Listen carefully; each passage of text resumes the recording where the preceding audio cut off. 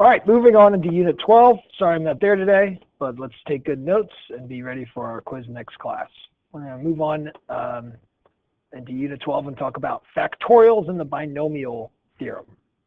Or not binomial theorem. And in math, we use an exclamation point to denote a factorial. And what this means is we are going to multiply all whole numbers starting at the number down to 1.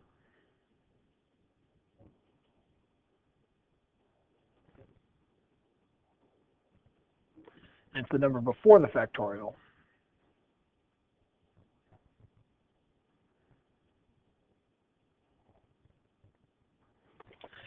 So example, 3 factorial would be 3 times 2 times 1. Okay, and that's just 6. This is useful in probability and useful for the expansion of binomials. In probability, we can use factorials to denote the number of ways to take books off of shelves, and we will find that it will be useful and it can be used for binomial expansion. But for right now, we're just going to kind of evaluate some factorials and be able to simplify things. Like 5 factorial, we have 5 times 4 times 3 times 2 times 1. You can either write this into your calculator, or I'll show you how your calculator can access the factorial. You would type in 5, and then we have this PERB, which stands for probability, and a couple things show up, and we will use the factorial. And we can see that's 120, which is the same as 5 times 4 times 3 times 2 times 1. Okay, so both is 120, so that's 120. Now, in terms of simplification, we are going to see we're going to simplify factorials divided by factorials. 2 ways to do this. We'll do it the easy way here, or the writing out method here. And you can see 5 factorial, 5 times 4 times 3 times 2 times 1, 3 factorial, 3 times 2 times 1. Since this is all multiplication, simplification is easily done. The 3's will cancel, the 2's will cancel, the 1's will cancel. It'll just leave me with 5 times 4, which is 20. And we actually, for this example, could type in 5 factorial and divide by 3 factorial, and it will give us the right answer. But we'll find that our calculator is not going to be useful in all situations. Now we get into 10 factorial over 7 factorial. If I wanted to, I could write out all of these, but it's going to take me a long time.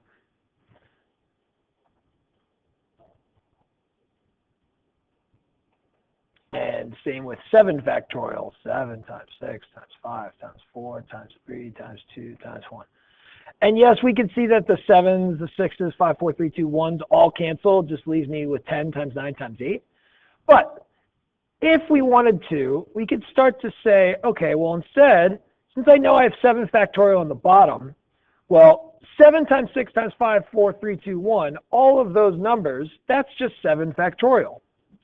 So if I wrote 10 factorial is 10 times 9 times 8 times 7 factorial, divided by 7 factorial, I can see the 7 factorials cancel, and this is an easier way, without having to write down everything, to simplify to get 10 times 9 times 8. Your calculator, however, will be able to do this one as well. Let's just do 10 times 9 times 8. And let's do 10 factorial divided by 7 factorial, which is also 720. That's great. But factorials are actually some of the fastest growing functions. And once we deal with larger numbers with factorials, we'll find that our calculator all of a sudden stops becoming so useful. If I typed in like 80 factorial, my calculator says overflow, error. That's because the number is so large my calculator can't handle it. 80 times 79 times 78 times 76. So for this situation, if I tried to plug in 78 factorial over 80 factorial, my calculator is just going to tell me, nah, can't do that. Watch.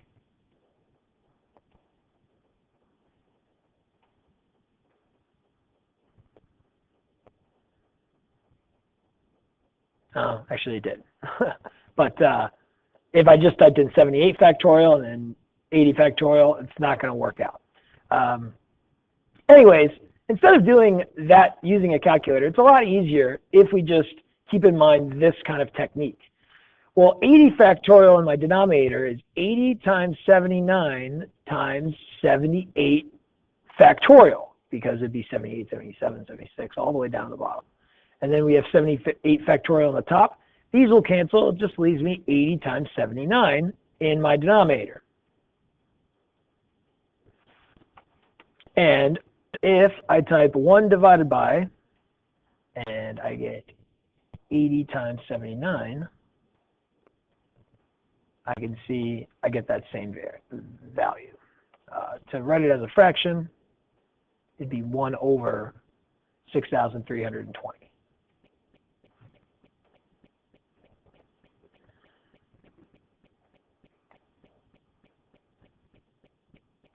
Okay, so using that same technique, we can simplify something like this. I'm not going to use my calculator, even though it may work, may not work, depending on the calculator.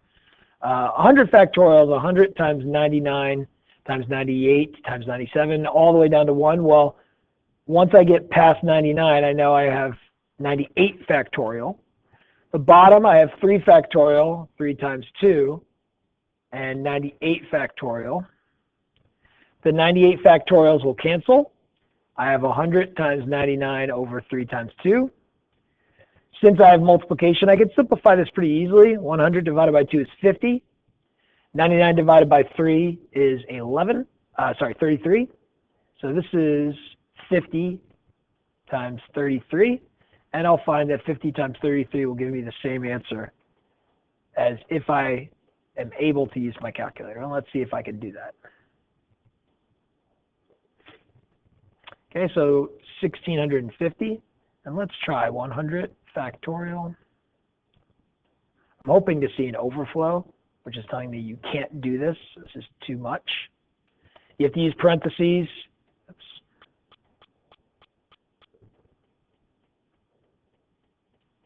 My factorial. There we go. Times 98 factorial.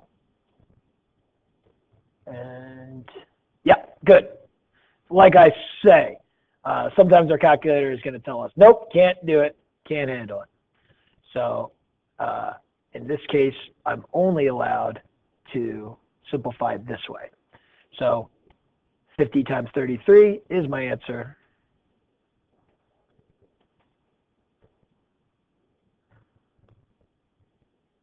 And I get 1650.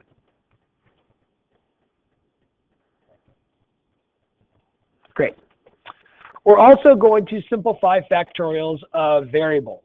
Now this becomes a little bit trickier, but if we think of this as a number, well, I'm going to start with x and then multiply x by a number that is 1 less than x. So if I think about 9 factorial, it's 9 times 9 minus 1 times 9 minus 2.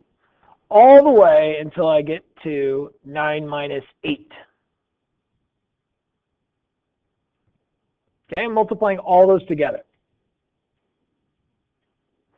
Well, this we can do with x times x minus 1 times x minus 2 times all the way down till we get x minus 1, which is 1. But we won't have to worry about the rest as long as we understand that it's just each number starting with x that is 1 less. So x minus 1 is 1 less, x minus 2 is 1 less than x minus 1, and so on and so forth. If I started with x plus 1, it's kind of the same deal. I start with x plus 1, but my next number is 1 less. So that's x plus 1 minus 1. Well, that's the same as just x. So it's x plus 1 times x. And then this would be x plus 1 minus 2. Oh, that's just x minus 1. And I'd continue to multiply all the way down until I get to 1. And right now we're just going to leave it like this. We're not going to simplify, but once we start dividing things, we'll see that we can simplify more. If I start with x minus 1 would be my first one, and then x minus 1 would be x minus 2, x minus 3, and so on and so forth. If I have a multiple of x, well, this is 2x. Don't worry, 2x is my first one. The next term that I had multiplied would be 2x minus 1. The next one would be 2x minus 2, so on and so forth. Same goes if I start with 2x minus 3. 2x minus 3 would be my start one. Then it'd be 2x minus 3 minus 1, which is 2x minus 4. 2x minus 5, and so on and so forth. One extra example, I got x plus 4. Then I'd be x plus 3, x plus 2, x plus 1, x minus 1, okay? And what's going to be helpful is that some of these, instead of writing it all out as like all of them, maybe I can simplify this to be x plus 1 factorial is x plus 1 times x factorial, right? Because if I have x times x minus 1 times x minus 2, that's the same as x factorial. And maybe for some other ones, I'll write it as x minus 1 times x minus 2 factorial. Or depending on the situation, we will want to rewrite it in a simpler form to help us simplify. And we'll be simplifying things like this, x minus 1 factorial over x factorial. Instead of writing it all out, and I could say, okay, this is x minus 1, x minus 2, x minus 3. And then in the denominator, I'm going to have x, and then x minus 1, x minus 2, and so on. I can see, oh, the x minus 2's cancel, the x minus 1's cancel, the x minus 3's will cancel. It would just leave me with 1 over x. But another way to do this is to say, okay, well, I know x factorial in the bottom is x times x minus 1 factorial. And then I could cancel the x minus 1 factorial, leaving me with 1 over x. So it turns out this simplifies to just 1 over x. Let's see if we can do this. Go ahead and give it a shot. And I'm going to do it as well, see if we get the same answer.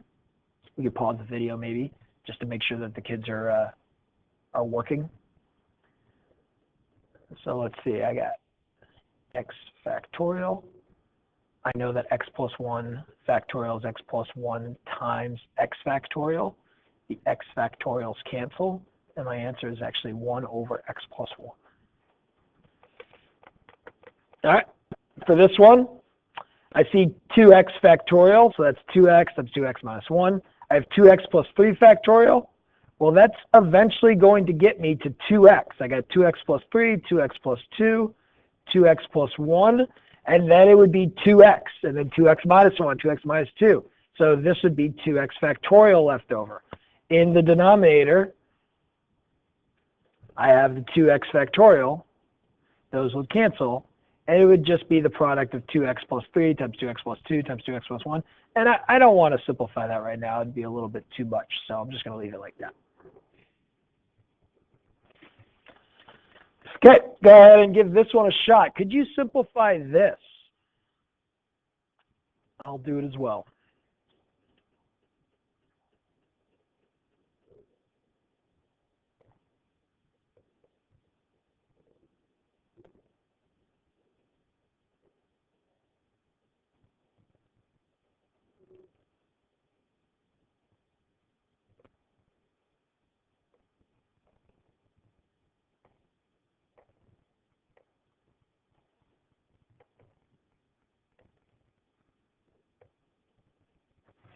All right, so I kind of looked at some of my pairs, and I see x plus 3 and x plus 2.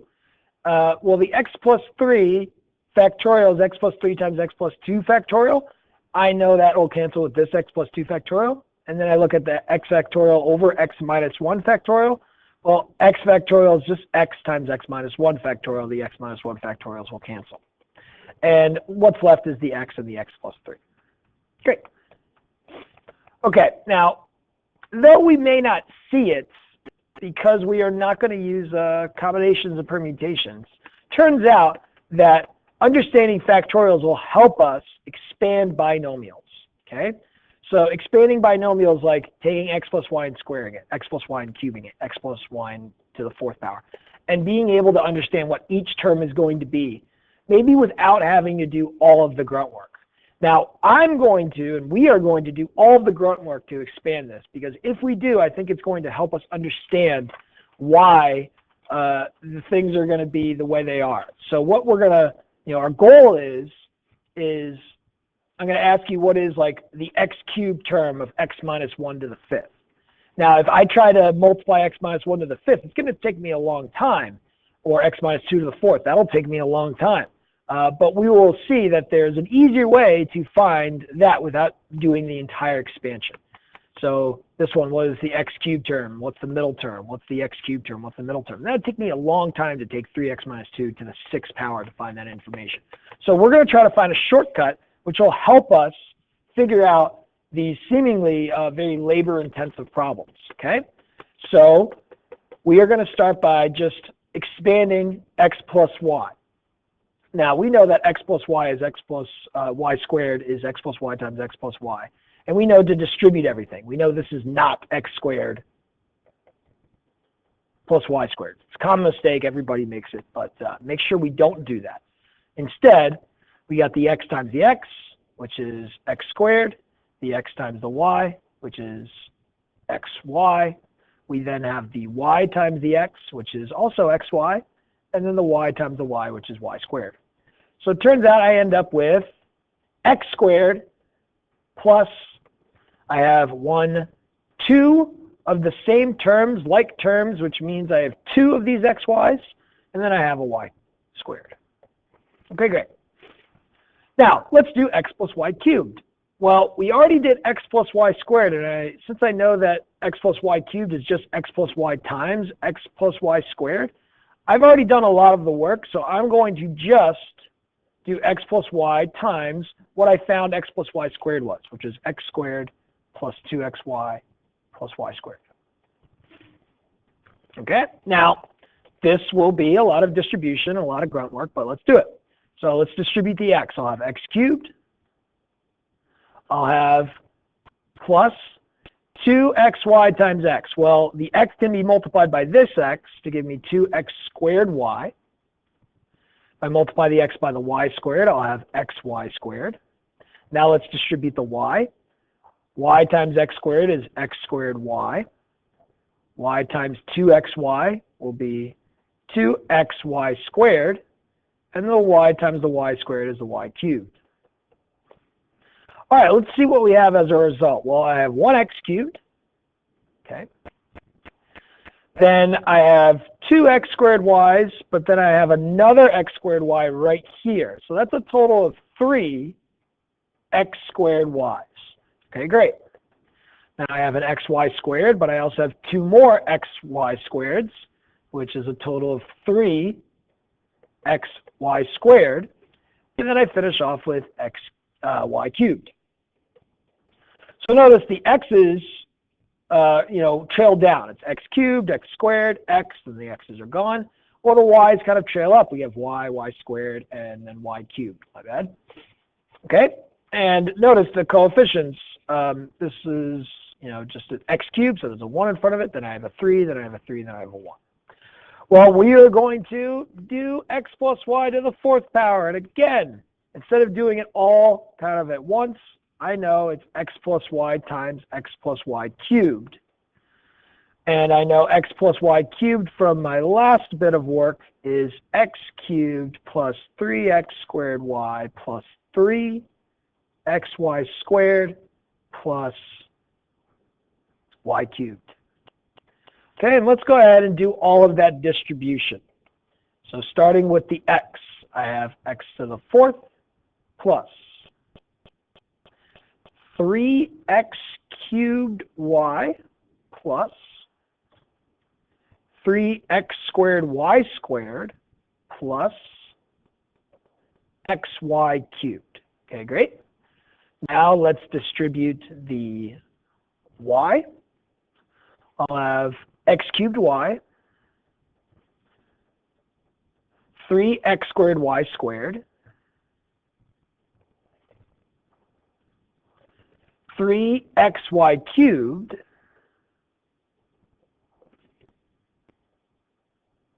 and then y to the fourth. And let's see what I have overall. I have an x to the fourth and just one x to the fourth. I have 3x cubed y's, so let's see, do I have another x cubed y? Oh, I have another x cubed y right there. That's all I have, so that's a total of 4 x cubed y's. Then I have, let's see, 3x squared y squareds, but here's 3 more x squared y squareds, so I have a total of 6 x squared y squareds. Let's see what else. I have an xy cubed, and then 3 more xy cubed, so that's a total of 4 xy cubes. And then I finish off with a y to the fourth. Okay, what we are going to see is a pattern with these coefficients. So this has a coefficient of 1, then 2, then 1, where I have x squareds and x's, no y's, y to the first y squared. Then if I look at cubed, I have a 1, then a 3, then a 3, then a 1. We can see the x's trail down. I have x cubes, x squareds, and x's, while the y's trail up. I got y squared, y cubed, 1, 3, 3, 1. Let's just write that down here. So I have 1, 2, 1. This is 1, 3, 3, 1.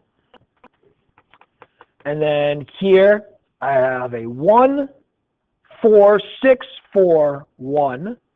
X to the fourth, x cubed, x squared, x. Nothing for y's, y to the first, y squared, y cubed, y to the fourth. And I see 1, 4, 6, 4, 1. Okay? What we will find is the pattern of the coefficients of x plus y will follow something called Pascal's triangle. And Pascal's triangle, these values can also be discovered using factorials, though we are not going to go through that approach and teach you kind of how the factorials get to our numbers. Instead, we are going to just teach you the triangle so that you can work with the triangle, because we think it's easier to develop, conceptualize, takes a little bit less math to understand. So I'm going to start with just a 1 at the top, and I'm going to throw 2 1s right underneath it. And then what I'm going to do is keep 1s on the outside, but I'm going to take 2 numbers and add them together, and I'm going to put the number of that sum in between them.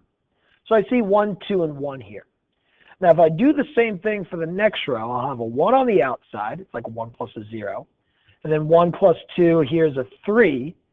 2 plus 1 is a 3. And then I have a 1 here. If I do it again, I'll have a 1 on the outside. 1 plus 3 is 4. 3 plus 3 is 6. 3 plus 1 is 4. And then I'll have 1 on the outside.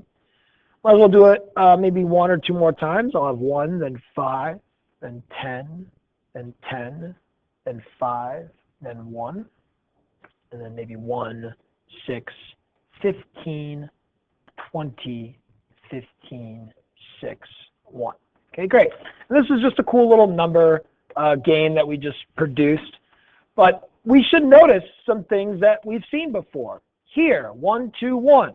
1, 3, 3, 1. 1, 4, 6, 4, 1. These were the exact same numbers that we discovered by expanding binomials, x plus y, by hand. 1, 2, 1. 1, 3, 3, 1. 1, 4, 6, 4, 1. So actually, Pascal's triangle can be used to help us understand the expansion of a binomial, which is x plus y, to a power. I'll just say to a number. Okay? And actually, we can see this would have been the coefficients of x plus y squared. Okay, so this is 1 x squared. This is 2, I had an x and a y. And then this is 1 y squared. This is exactly what I got through an expansion by hand. Notice, I started with the highest power with my x's, and they trailed off and they went away, x squared, then x to the 0. Whereas I started with y to the 0, y to the first, y squared. I actually could go up, and this is just x plus y to the first power. It'd be 1x and 1y. This is x to the first, then x to the 0. This is y to the 0. This is y to the first. And actually, we can go up one more step, and this is actually x plus y to the 0. X plus y to the 0 is just 1. Anything to the 0 power is just 1. Now, typically, we won't have to worry about using this because it's obvious here, but and this one we can just figure out by ourselves. But once we start expanding things and we take something like x plus y cubed, we can see that this is 1x cubed. And then I have 3 x squareds, 3 x's. I'll have 3y, then y squared, then y cubed. And this is the same as what we got when we expanded x plus y by to the third power by hand. So this is going to give us what we got by hand when we did x plus y to the fourth power. So these are my coefficients. My x's start at the highest power and trail off, whereas my y's start at y to the 0, then it becomes y to the first, y squared, y cubed, y to the fourth, and boom, this is the exact same thing as what we got on the previous page with our expansion. This is a little bit easier. We didn't even do x plus y to the fifth because that would be even more labor intensive, but watch, we actually know what x plus y to the fifth is. It's going to be, go ahead and write out what you think it's going to be equal to. I'll give you a couple seconds.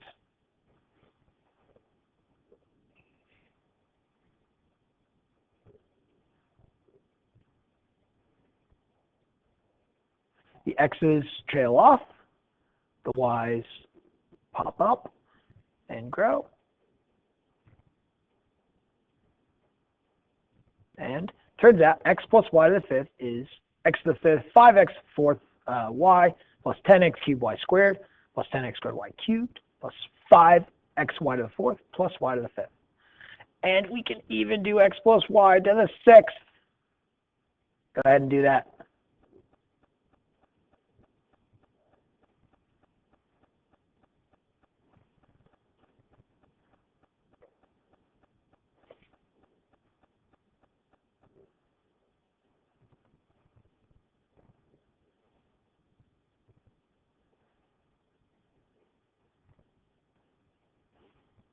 Incredible. All just kind of using patterns and this triangle. Okay? Okay, great. Now, it turns out these are actually easier than what we're about to do because we're going to involve numbers in here. Okay? So we're asking us, what is the x cubed term of x minus 2 to the fourth? Okay, here's how we're going to approach this. We're going to first understand Pascal's triangle, and then which one is the coefficients of the fourth term. So x plus y to the fourth is this. Now, if I look at the x cubed term, I can see I have a coefficient of 4 before my x cubed term. Okay? So I'm going to need a 4. And I know I'm going to have x cubed, but it's not always going to be x cubed because what's really important here is that we don't have an x plus y, but we have an x minus 2. This x is staying as x, but y is now becoming negative 2. That means wherever I see y, instead of having y, I should be replacing it with negative 2. So this is 4x cubed, but y turns into negative 2. So this actually turns out to be negative 8x cubed. And that's how I'd approach that. Let's see if we could do x minus 1. I'm going to change this to a number just so that we could see the importance of it. Let's do x minus 3 to the fifth. Okay, x minus 3. Everybody change this to x minus 3 to the fifth. Okay, so x is still x, but y is replaced by negative 3. Y equals negative 3. If I look at my fifth power, so let's go to my fifth power in my Pascal's triangle. It's right here. And I'm looking for the x cubed term. Okay, here's my x cubed term. So I can see I have a 10 x cubed, and then my y is being squared. So I'll have a 10 x cubed. Because x is still x, I don't have to change this with something else. If it was something other than x, I would need to change that. And then y is being squared, so I need -3 to be squared. 10x cubed y squared. So that turns into a 9. The 9 gets multiplied by the 10 to get 90x cubed. And I'm actually just going to show you that that's correct, because you can take my word for it, but sometimes it's nice to see that my answer is correct through other means. I'm going to go into Wolfram, which is able to do this expansion very quickly. And I'll do x minus 2 to the 4th, and it'll tell me that the expansion, that doesn't give me any, it does give me the alternate forms. So it's a little bit messy, but let's see if I can get that -8x cubed.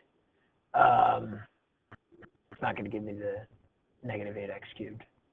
Let's try the other one. The other one's probably going to be nicer. X minus 3 to the 5th.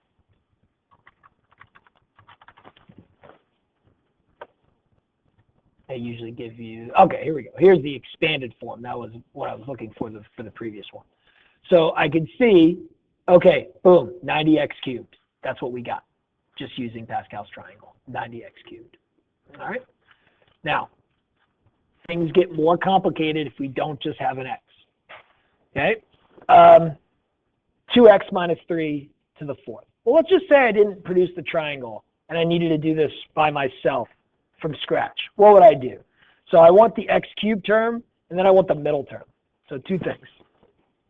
Well, first I got to figure out what would be the coefficients for x to the 4th. And you might have to just quickly produce the triangle.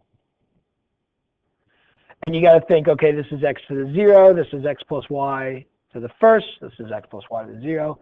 This would be to the 2nd power, this is to the 3rd power. So the next one, 1, 4, 6, 4, 1, would be to the 4th power. This is x plus y to the 4th. I don't want to write 2nd, 3rd. I'd rather write, okay, this ends up being the x plus y to the 4th. It's important to realize this isn't our 1st, 2nd, 3rd, 4th. Rather, this is our 0th power, 1st power, 2nd power, 3rd power. This is my 4th power. So I have a coefficient of 1, 4, 6, 4, 1. 1, 4, 6, 4, 1. Okay, I want the x cubed term. So again, I have to remember, okay, this is my x to the 4th. This would be x cubed, x squared, x, then no x's. So x to the 4th, x cubed. So I'd have a 4x cubed. And now I have y to the 0, y to the 1st. So if this is an x cubed, this would be with y to the 1st. Now notice I did not write x and y. I probably could if I wanted to, but I want to use like quotations around x and y. Because in this situation, my binomial has a x of 2x and a y of -3. So it's not going to be 4x cubed times -3 to the 1st. It's going to be 4 times 2x cubed times -3 to the 1st. And when I'm cubing 2x, it's not 2x cubed. It's rather 2 cubed times 8 times x cubed, which is 8x cubed. And I have to multiply 4 by 8 by -3. So that's 32 times 3, 6, 96. So this is -96x cubed. Okay, let's check. Let's see if that's correct. 2x minus 3 to the 4th. Let's hope we get the expanded form. 2x minus 3 to the 4th. Expanded form. Ah, for some reason with this 4th power, they like to factor it. But probably will be for the 6th power as well. But take my word for it, okay? This would be the x cubed term.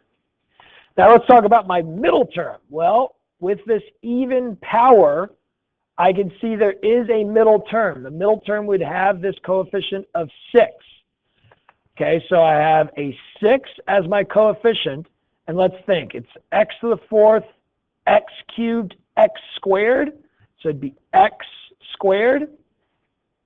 I'm going to put quotes around x And it'd be y to the 0, y to the first, y squared, y cubed, y to the fourth. Okay, so this would be y squared as well.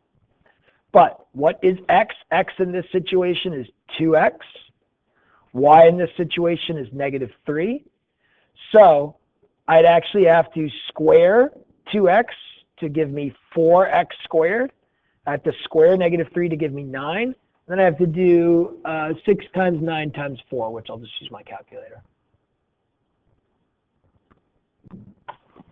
And I get 216.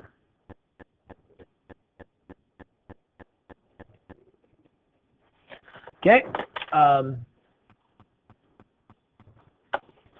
Let's see if I can type expand. Ah, beautiful. There you go. That works out. So that's what I was looking for my x cubed term, negative 96 x cubed, and 216 x squared is my middle term. Fantastic. Thank you. Expand. Now, your turn. 3x minus 2 to the 6th. I'd like you to find the x cubed term and the middle term.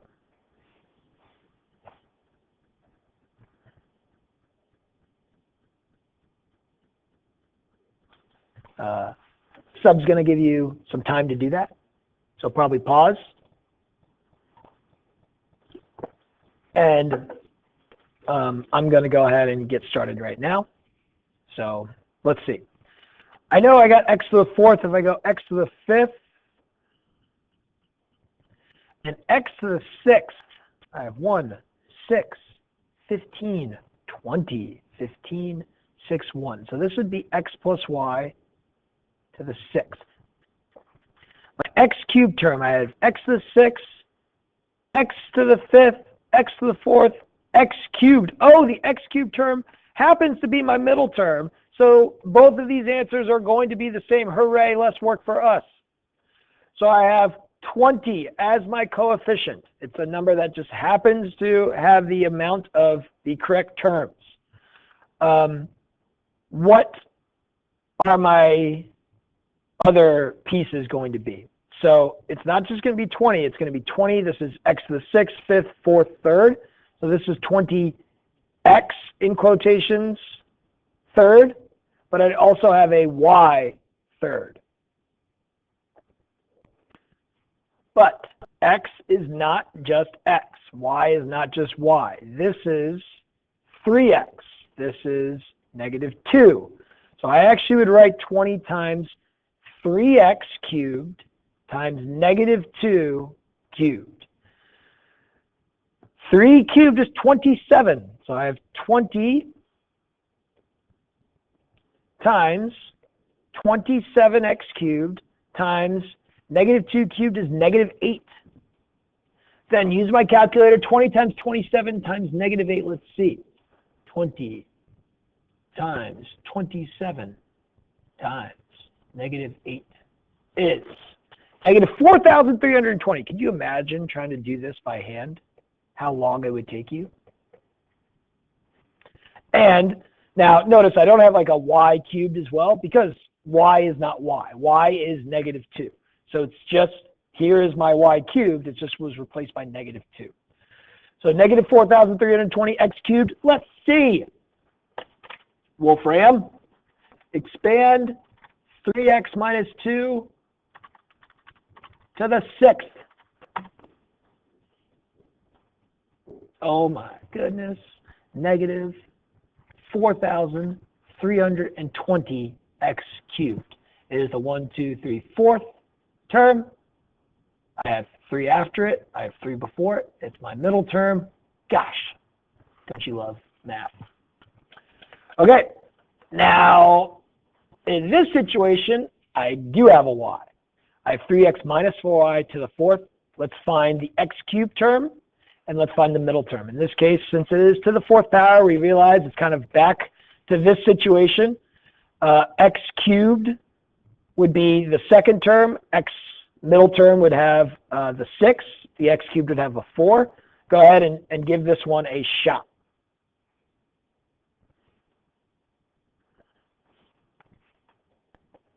And if the sub, which hopefully is Miss Smith, is letting you do it, hopefully she's walking around and making sure you got it, and she can help you if you have any questions.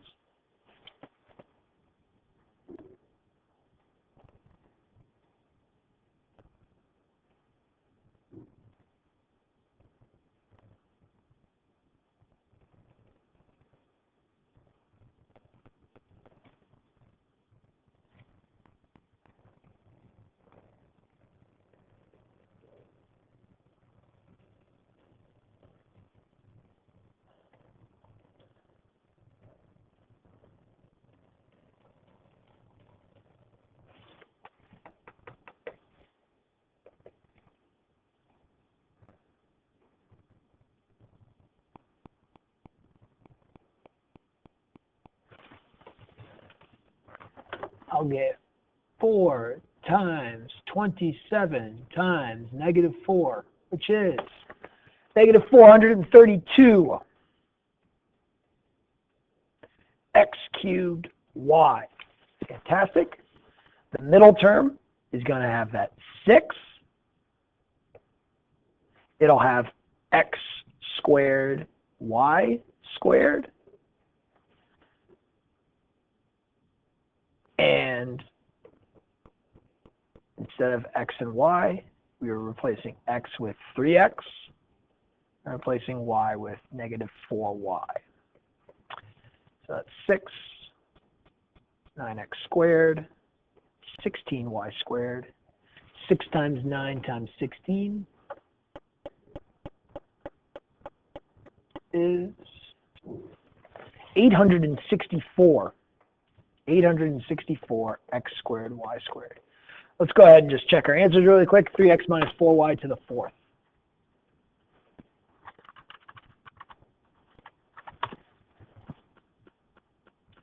The x cubed term, -432 x cubed y.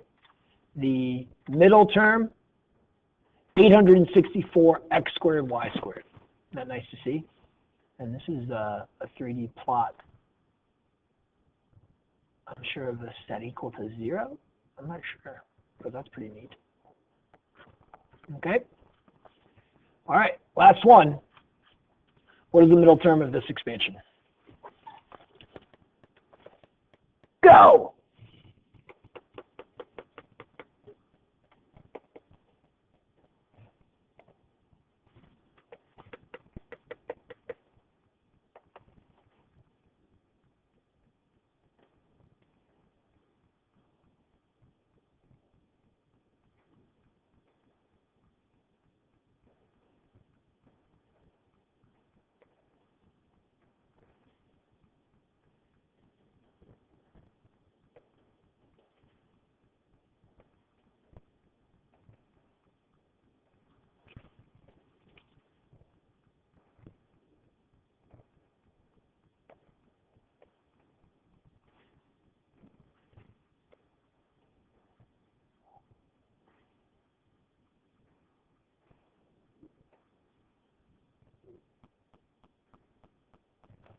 It's not the right way to type it in, but it's correct.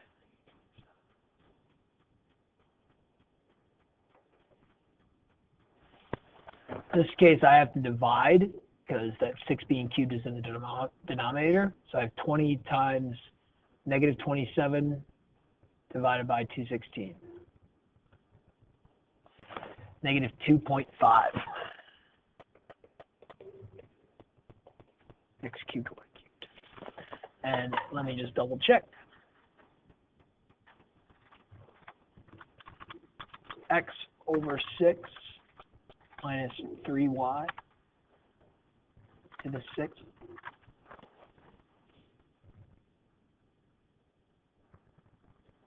-5 over 2 is 2.5. -2.5 x cubed y cubed. Okay. Now, just to show you, like, what does this have to do with factorials? Turns out these numbers are generated by using factorials. It's done by using combinations, where this would be like 5, choose 1. It ends up being 5 factorial over 1 factorial 4 factorial. That's not right. It ends up being combinations, but we can actually get this number like 20 or 10 a different way, where we'd say, okay, this is the 1, 2, 3, 4th term. This would be 6, choose 4, and these numbers are developed by using factorials. We won't get into the formula for how you're using those factorials. Okay, sorry. This is 5, choose 0, and this is my fault. 5, choose 0. This would be 5, choose 1. This is 5, choose 2. This would be 5, choose 3, or this is 6, choose 3. So this would be 6, choose 3, which is 20, which I believe is 6 factorial divided by 3 factorial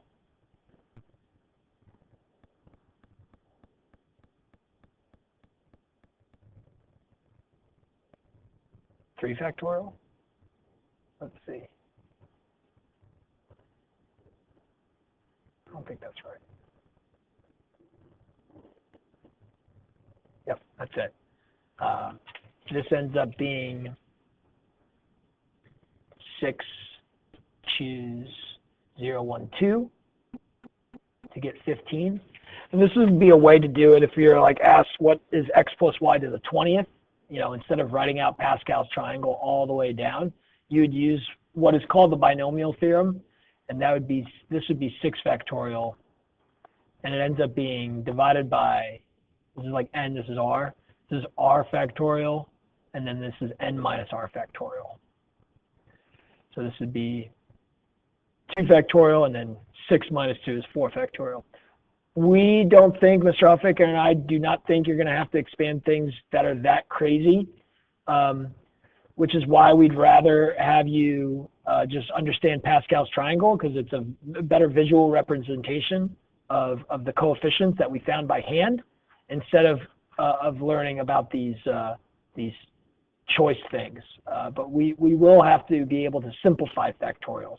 Which is why we put these 2 lessons together, is actually these numbers, these coefficients are determined using factorials, and Pascal's triangle is very much related to factorials. Okay, hopefully we understand this, and I will see you guys when I get back on Tuesday. Thank you.